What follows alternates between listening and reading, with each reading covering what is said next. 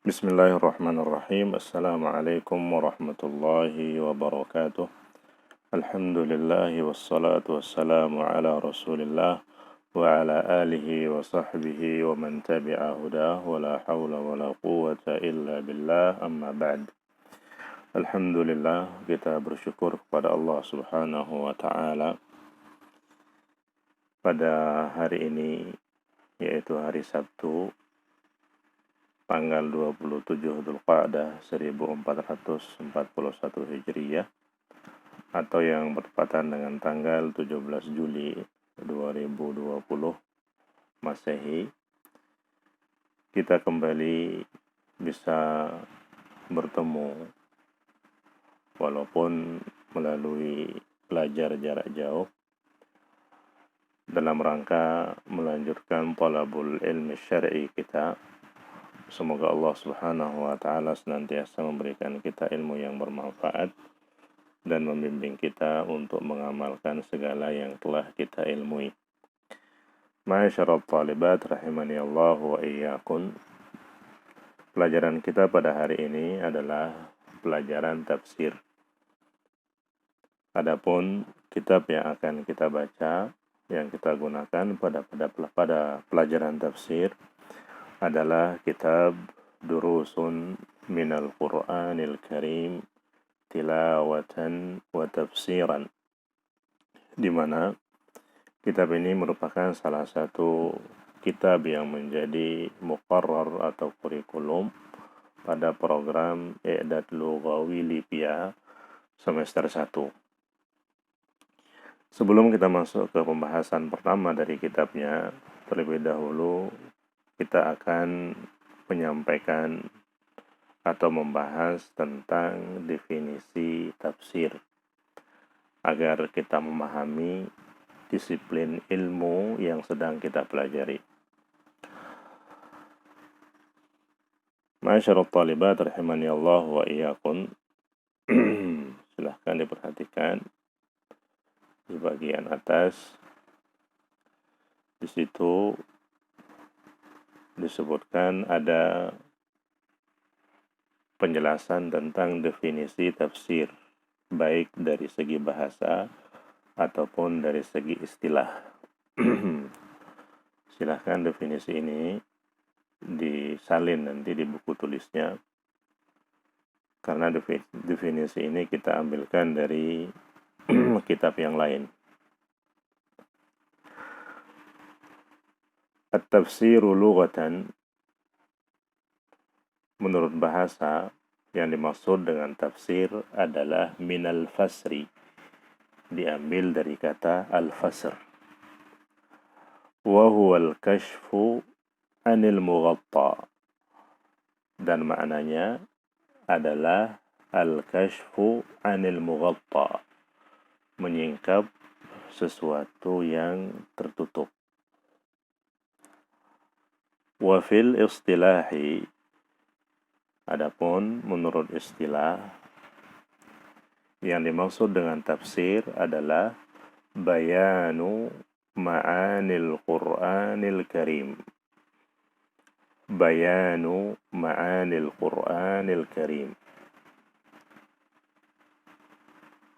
Yang dimaksud dengan tafsir menurut istilah adalah penjelasan tentang makna-makna yang terkandung dalam Al-Qur'anul Karim. Itu definisi tafsir menurut istilah. Sehingga ketika seseorang mengatakan tafsir dari ayat ini adalah begini dan begini, maka maksudnya adalah penjelasan tentang makna-makna yang terkandung dalam ayat tersebut. Ini definisi tafsir menurut bahasa dan juga menurut istilah. Kemudian berikutnya kita langsung masuk ke pembahasan pertama dari kitabnya. Silahkan dibuka di halaman 15. Di situ ada pembahasan tentang al-isti'adzatu wal basmalah. pada pelajaran yang pertama di situ, al-isti'adzatu wal basmalah. Akan dijelaskan pada pembahasan ini apa itu isti'adzah serta apa itu basmalah dan makna dari keduanya. Yang pertama dijelaskan tentang apa itu al-isti'adzah beserta maknanya. Dikatakan al-isti'adzatu a'udzu billahi minasyaitonir rajim. Yang dimaksud dengan al-isti'adzah adalah ucapan a'udzu billahi minasyaitonir rajim. Kalau diterjemahkan, al-isti'adzah artinya meminta perlindungan.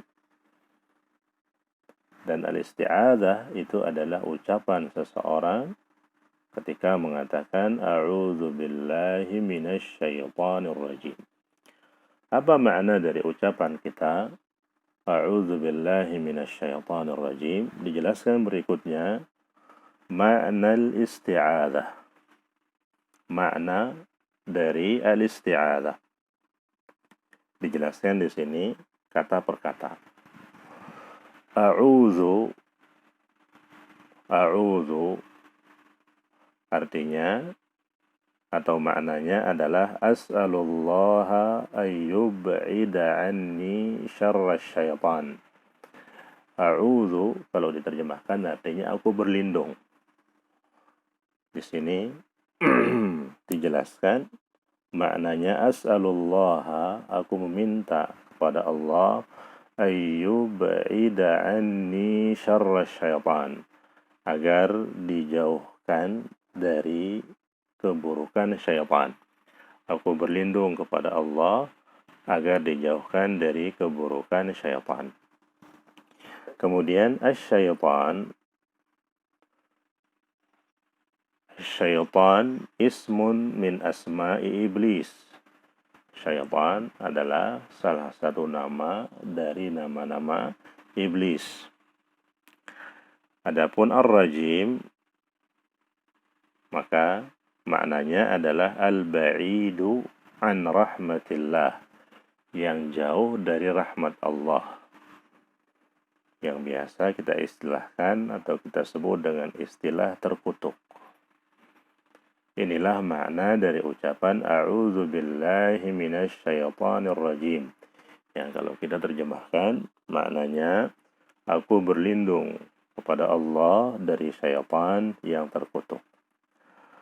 Kemudian yang terakhir dikatakan yaqra'ul muslimul isti'adzata qabla an yabda'a biqira'atil Qur'anil Karim.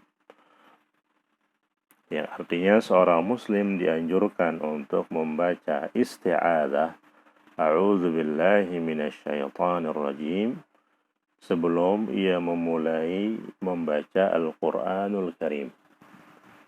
Hal ini berdasarkan firman Allah Subhanahu wa taala dalam Al-Qur'an, "Fa idza qara'tal Qur'ana fasta'iz billahi minasyaitonir rajim." Apabila engkau hendak membaca Al-Qur'an, maka berlindunglah kepada Allah Subhanahu wa taala dari keburukan syaitan yang terkutuk.